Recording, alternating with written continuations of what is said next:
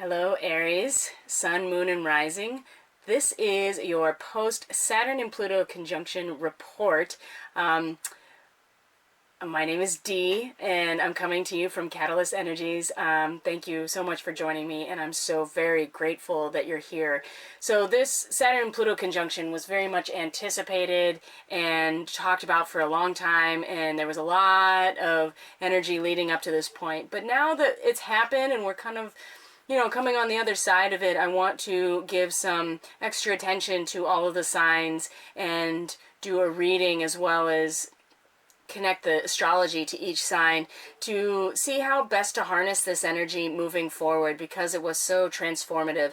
Now, some people, the Saturn-Pluto conjunction was incredibly disruptive and life-altering in a very real, material way. Others, it was much more of a subtle shift, maybe less subtle, but more internal. So it really depends on what's going on for you in your chart, and everybody kind of experience this a little bit differently, but however, everybody experienced it because we are all on planet Earth together, and Capricorn is in everybody's chart somewhere. So another reason why it's very beneficial to understand your natal chart, to be able to at least anticipate where in your life these types of major aspects may unfold. So with Aries, Sun, Moon, and Rising, especially rising sign, the Capricorn energy, so Saturn and Pluto conjuncting, and the stellium in Capricorn, which is currently the Sun and Mercury and Jupiter and the south node of the Moon and Jupiter and Saturn and Pluto, are all in your 10th house, which is your career house. It's really more about not so much your work, but it's more about what is it that you bring to the table for the collective, for the community. What are you creating that is sustainable and long-term and is meant to last for many lifetimes, is to provide a legacy in some ways that is very material and is built to last. Capricorn is very much about the ascent up the mountain, and so ascension is a really big buzzword in New Age and spiritual communities right now. So when we talk about ascension, I do think about the ascent up the mountain with Capricorn, because that is very much what is happening within the imagery of Capricorn. It's very material. It's very much a cardinal earth energy, whereas it's very ambitious and it's forward moving and action oriented, and it's about building something. So Capricorn is the boss. It is the bottom line. It is a corporation. It's an institution. It's government. It is the physical structure that encloses all of us in a community. It is, whereas the 9th house might be the spirit of the law, philosophy, the belief system that encompasses everything. Capricorn is the actual letter of the law. It's the court system. It's the actual structures of law enforcement, that kind of stuff. And so when we talk about the 10th house and career, it's really about what is your public persona? What are you building? What is it that you came into this life to build for the sake of stability and long-term structure for everybody? And so for, the best way to understand it is career, but not everybody has a career, but we all have something that we've come into this life to create for the betterment of the community, to provide a structure that is long-lasting and very material. And so Capricorn is associated with the devil in the tarot, not because that Capricorn is necessarily evil, although we would like to think that when we think about institutions and governments and corporations, because we see that they basically act in accordance with the needs of that institution, and they're not necessarily taking the individual needs and desires into account when making decisions. It's very much about the top down when it comes to Capricorn, and it is top down to the bottom line at any cost. It doesn't really matter how anybody feels about it or what they think about it. It's very much ambition to create something that is bigger than just one person. So with Aries, Sun, Moon, and Rising, this Saturn and Pluto conjunction had a very transformative and reconfiguring effect on your career in your 10th house. The moon right now is in Virgo, which would be your, where are we at? Your 6th house, I believe. Yeah, the 6th house. Virgo is your 6th house, which is cultivating inner mastery for the sake of service. And so the 6th house is the last of the houses that have to do with individual development. And in Virgo, you are gathering the resources internally for cultivating what it is that you eventually bring into a partnership or a contract. And the moon right now is allowing us emotionally to analyze things, to be very detail oriented about what it is that we do feel, where we are driven to enact with or act on our intuition, making sure that everything is put in its proper place and utilized to its maximum potential in order to cultivate some sort of mastery that eventually will be used in connection with service to some sort of ideal or collective. And so now that the Saturn and Pluto and all this Capricorn energy has been reconfiguring and placing a lot of energy on this 10th house for Aries, the moon right now is allowing Aries emotionally to analyze all of that information to make sure that it's put where it needs to be in order to have a successful cultivation of this change, because it is a change, absolutely. Pluto has been breaking down this energy in Capricorn since 2008. And so when Pluto comes into this conjunction with Saturn, it's a very powerful solidification of this transformative process, and there's kind of no turning back. And so for Aries rising, Aries sun and moon, there has been a major shift in how you identify yourself in terms of a career or your public face, or what it is that you're building a legacy for, or what is that legacy that you're building. And the moon right now in Virgo is allowing some sort of emotional analysis of all of that to happen in terms of creating your own inner mastery that you can bring to service, especially because your career or your public persona has experienced a huge transformational shift. Now, Venus has just moved into Pisces, which is 12th house for Aries. It is the ultimate mystery. It is the ancestral karma. It is the source from which we all came. It is our spiritual nature. It is unity. It is the ocean from which we all came and going back to source. And so Venus coming into this 12th house is really stimulating how your relationships and how your connection to your material life is stimulated and inspired spiritually. And this could really impact the rest of this energy around how your career house has been renegotiated through Saturn and Pluto and all the Capricorn energy. And with the moon in Virgo also, giving you an emotional, intuitive, instinctual, reanalysis of what your service is, what you're cultivating internally for the service that you're going to take to your relationships, how you're going to show up, how you're going to be a master. The 6th house is really, about your daily routine. What is it you're actually doing on the daily to cultivate this mastery, to be of service? And so it is like your work duties and your health regimen and the things that you do every day. And we're, now that Saturn and Pluto has come and blasted out in some way, like these parts of our charts, the moon in Virgo is now giving us an opportunity to have a very analytical, scientific perspective on how we feel about it. And for Aries, it really is about cultivating inner mastery for service down the line.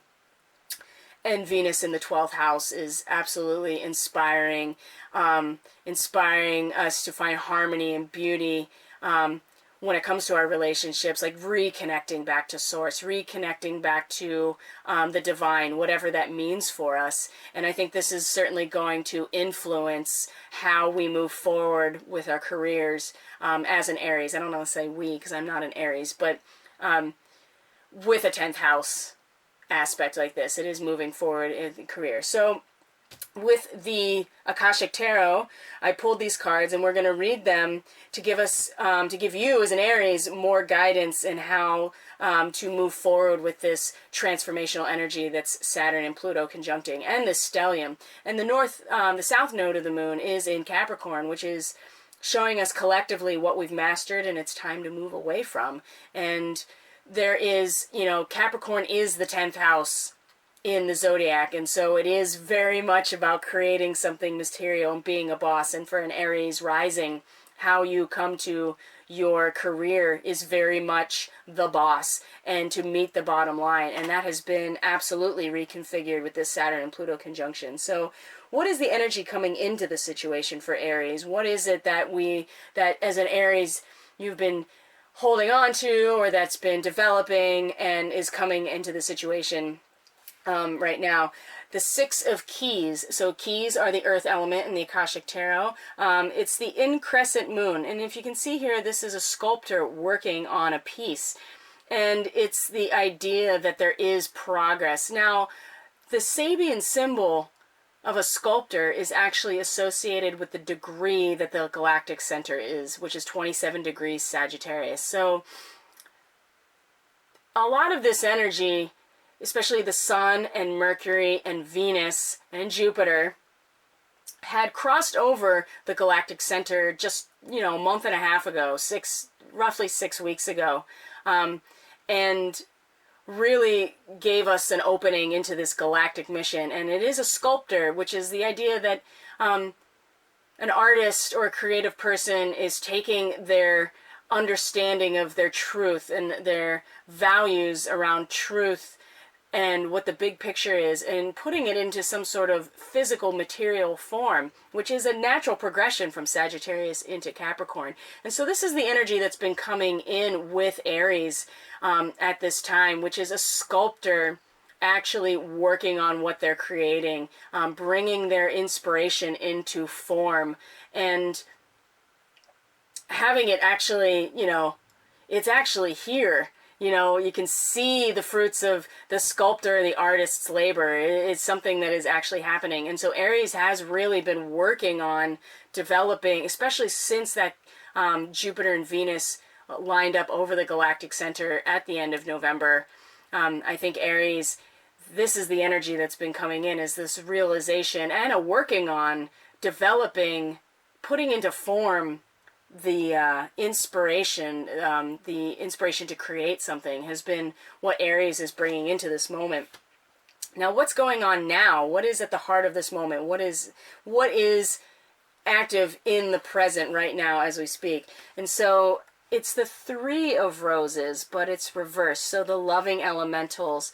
This is very much about connecting to the magic that comes along with the innocence of youth and childhood. You can see on this, this little toddler is sitting by a stream, and she's playing with these fairies, and smiling and happy, and she doesn't know any different what they are. She just knows that they're her friends and they've come to play with her.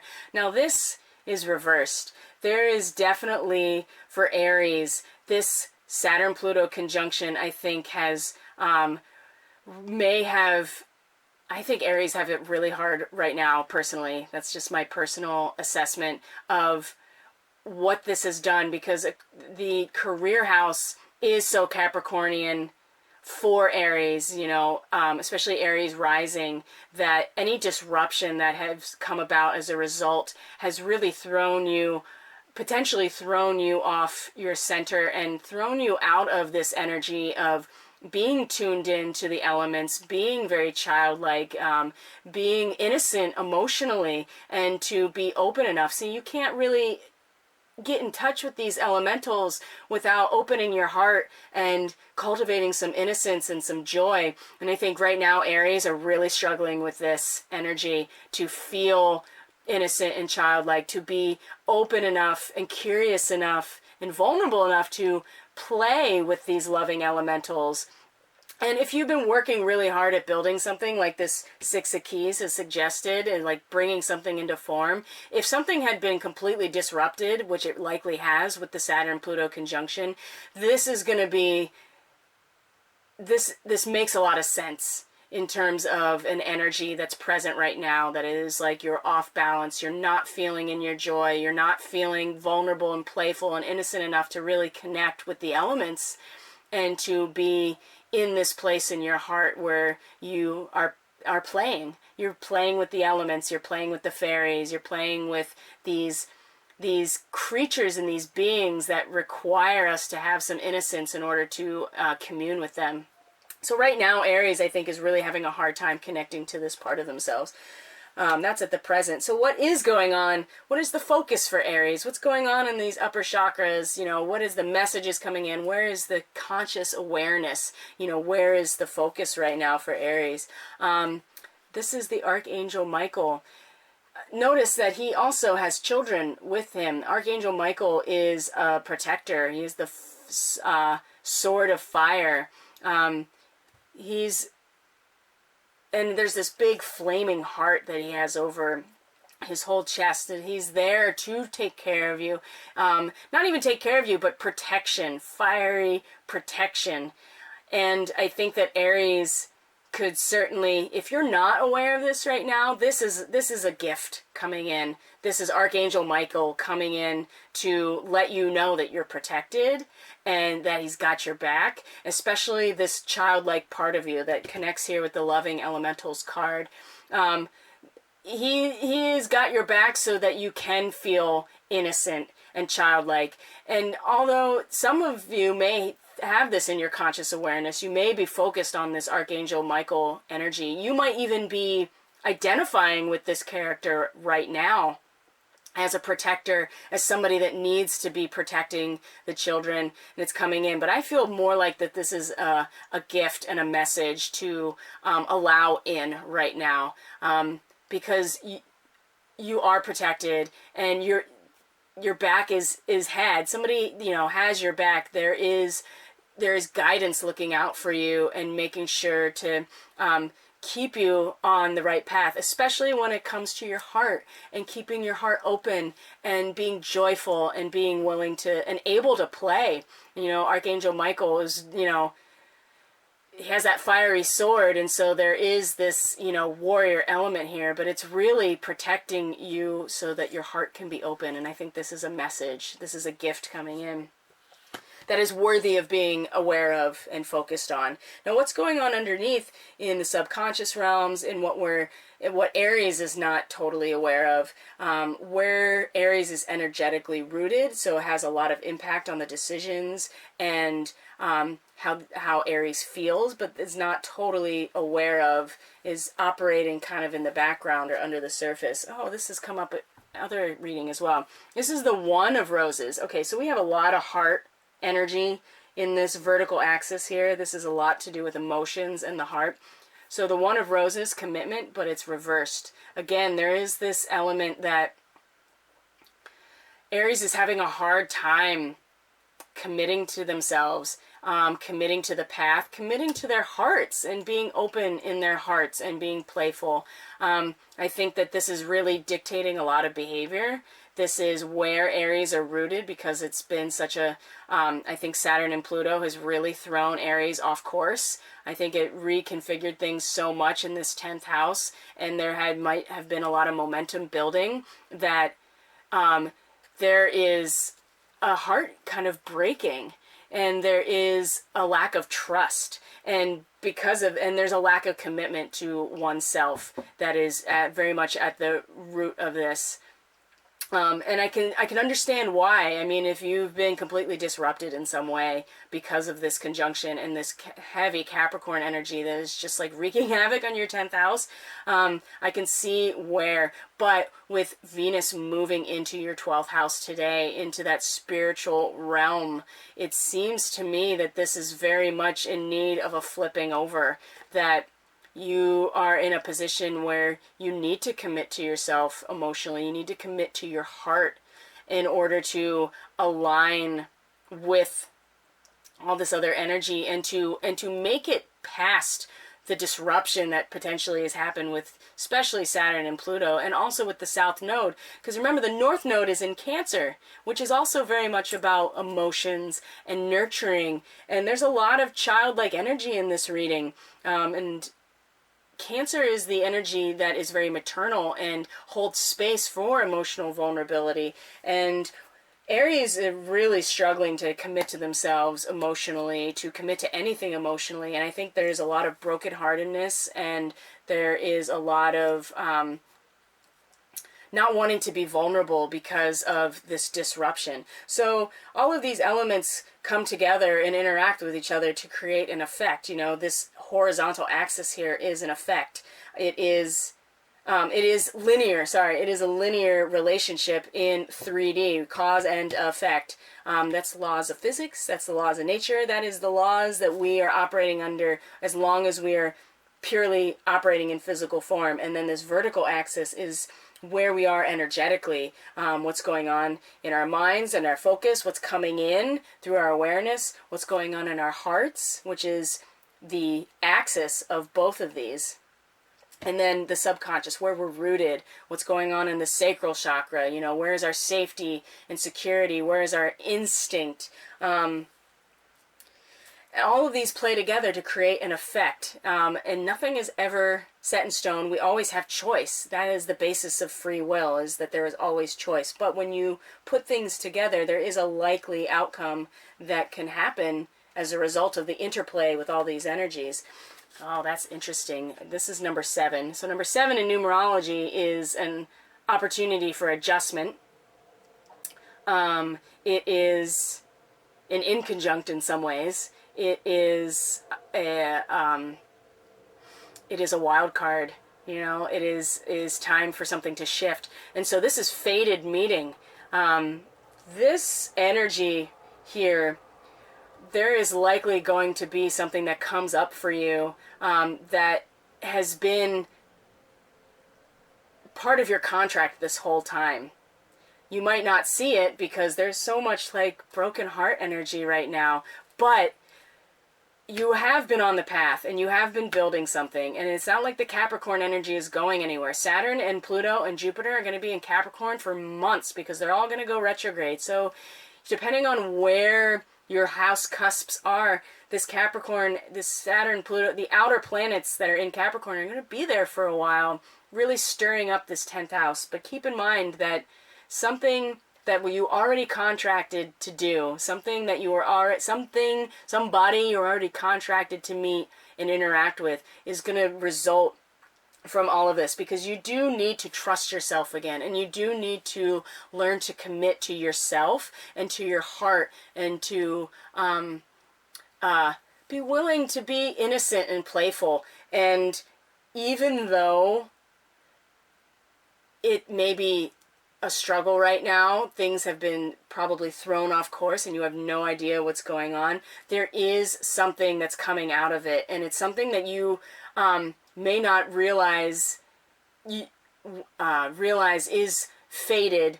And really fated is that you've chosen at some other time to walk this path.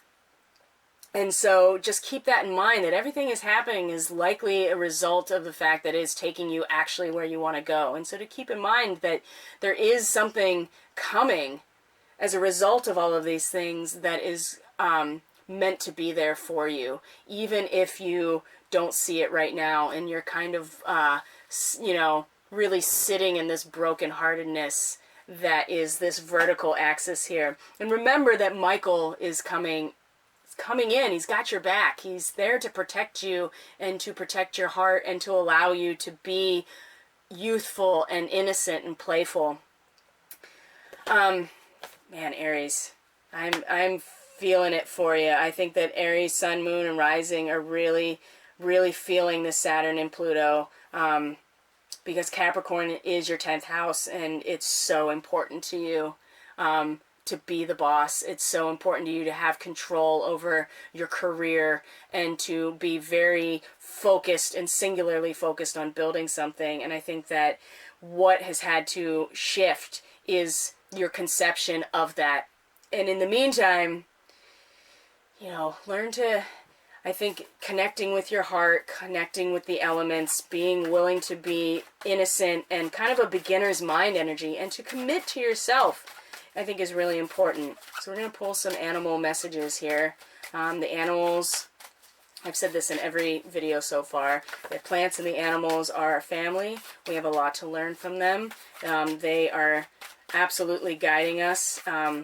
And they've been guiding a lot of these, I mean, every single reading so far they've been guiding. So one already popped out, so we're going to pop out one more for Aries, Sun, Moon, and Rising, animal messages, spirit messages from your animal guides about how to really utilize this energy for your highest potential, which is what we're all about here at Catalyst Energies.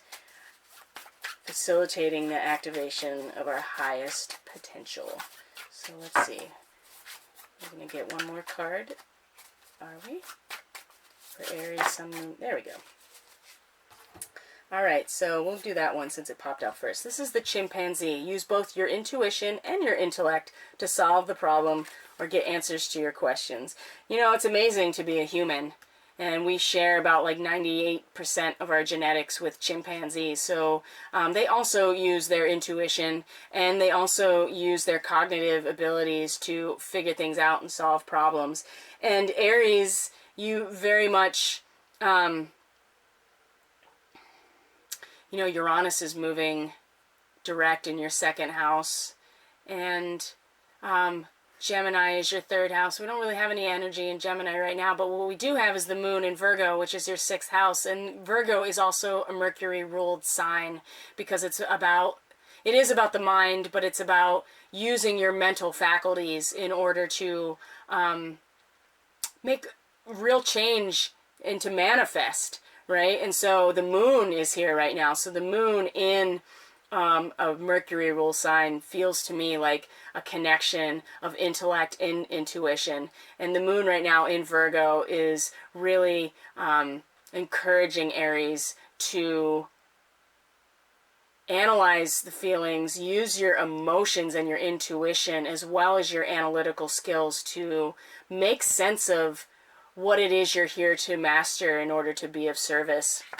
And then the other card is the humpback whale. Music is essential to your healing and well-being, whether singing, playing an instrument, or listening.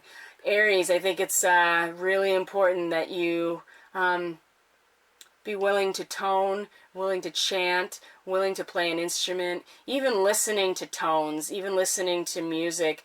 This brings you back to your Venus in your 12th house, bringing you back to this collective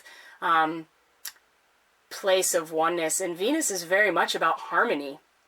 And music is harmony. It's not always harmony. There's dissonance sometimes. But music, for the most part, is harmony. And it's taking vibration and putting it into like real form. And Venus is very much about real form and harmony and beautiful and what stimulates our senses. And music absolutely stimulates our senses. And with her going into Pisces, your 12th house, into the ocean. I mean, this is where the whale lives, and the whale sings in the ocean.